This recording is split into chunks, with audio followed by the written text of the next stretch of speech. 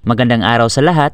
For today's cooking vlog ay papakita ko sa inyo kung paano ko magluto ng dragon fruit popcorn na may twist. Nasa 1/2 kilo pala itong isang piraso na nabili ko. Tamang-tama lang para dito sa aking recipe. Piliin ninyo ang dragon fruit na pula ang laman. Hihiwain ko na ito at ipapakita ko sa inyo ang loob. Ayan guys, oh, ang ganda ng kanyang laman. Hihiwain pa natin ito para mabilis na lumambot kapag napakuluan na. Ang juice lang ang kailangan natin na makuha.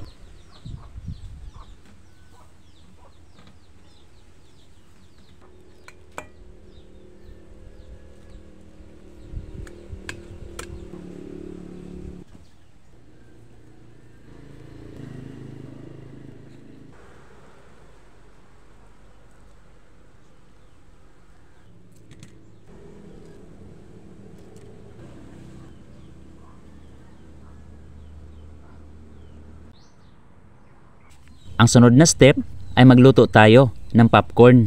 May tip pala ko sa inyo. Kapag hindi maganda masyado ang pagkaputok ng popcorn, ay baka kailangan na yan ibilad ulit ng siguro nasa 30 minutes para matuyo talaga at maging maayos ang pagkaputok ng mga butil. Ginawa ko na ito at naging maayos ang resulta. Pero kung okay naman ang pagkaluto, ay pwedeng huwag na ibilad. Naglagay lang ako dito ng almost 1/3 cup ng mantika sa mainit na kawali. Painitin, saka ilagay ang 1/2 cup ng popcorn.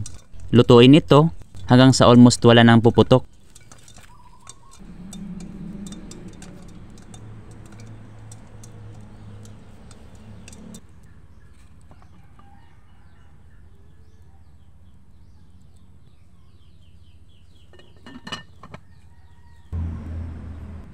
Ang sunod nating gawin ay itusta itong sesame seeds o linga hanggang sa mag-slight brown ito. Nasa 5 kutsara ang ginamit ko.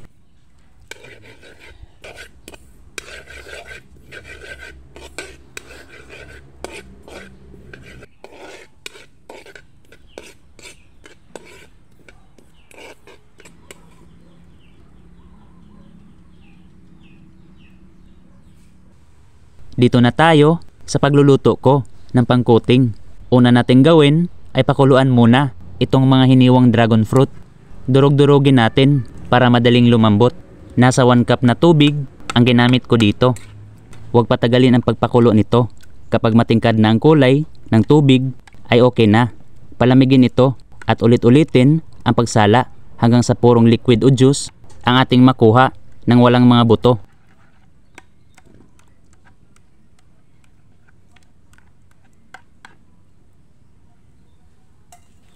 Narito na ang nasala kong liquid. Nasa 1 cup ito. Ngayon ay lalagyan na natin ng 1/2 cup na asukal.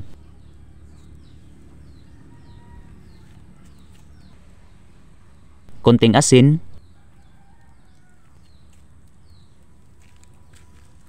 At 1 kutsarang lime juice o di kaya ay kalamansi.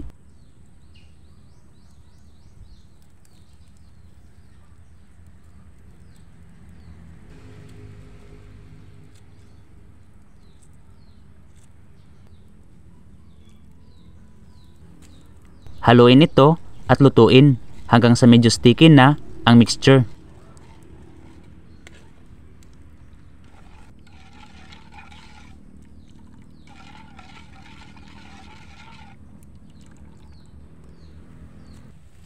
At kapag bumubula na, kagaya nito ay malapit na. Kailangan hindi basa ang ating mixture kasi kapag basa pa na ilagay ang popcorn ay i-absorb nito ang liquid sa popcorn. Magiging palpak ang ating luto.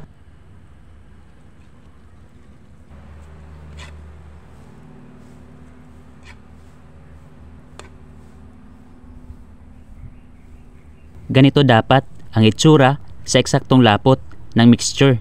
I-remove muna ito sa apoy, saka ilagay ang mga popcorn. Haluin ito.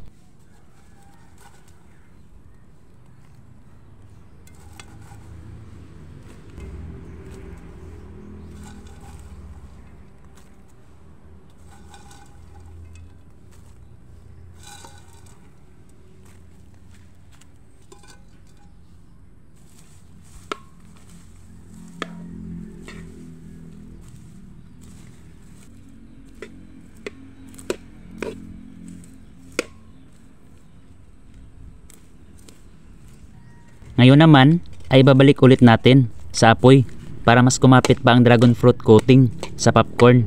Dapat hinaan natin ang apoy para hindi masunog.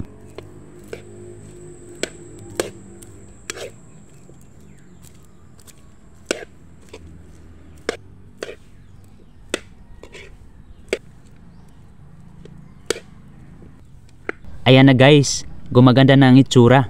Wala akong nilagay na food color dito. Tanging ang natural na kulay lang ng dragon fruit na pula ang nagbibigay ng kulay.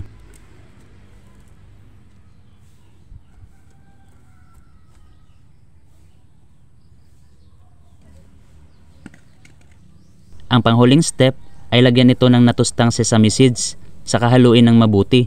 Pagkatapos ay ilagay sa lalagyan.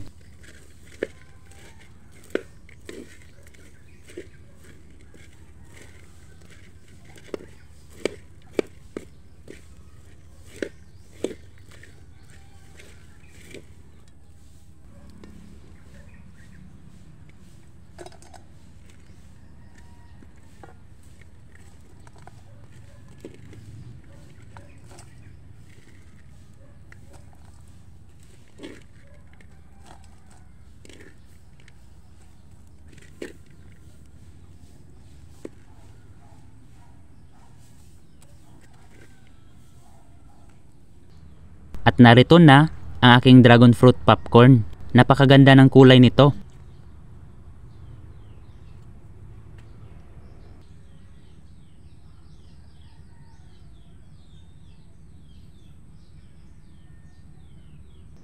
Kinabukasan ko pa ito kinain para makita kung magiging okay pa ba ang lasa nito.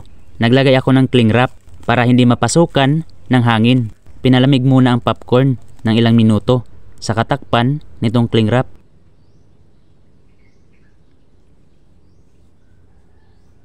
Hitsura pa lang nito ay nakakatakam ng kainin. Ang pinakahihintay ko na part, ang it's tikiman time na. Malalaman natin ngayon kung maganda pa rin bang kainin kahit na mahabang oras o kinabukasan.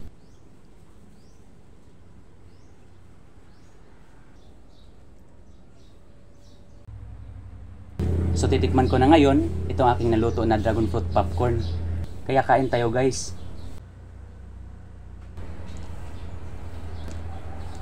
Masarap pa din kainin ito kahit ilang oras na ang nakalipas. Ganon pa din ang texture nung natikman ko ito kahapon. Kaya nagustuhan ko ng sobra ang lasa. Kakaiba dahil sa nilagay ko pang toasted na sesame seeds.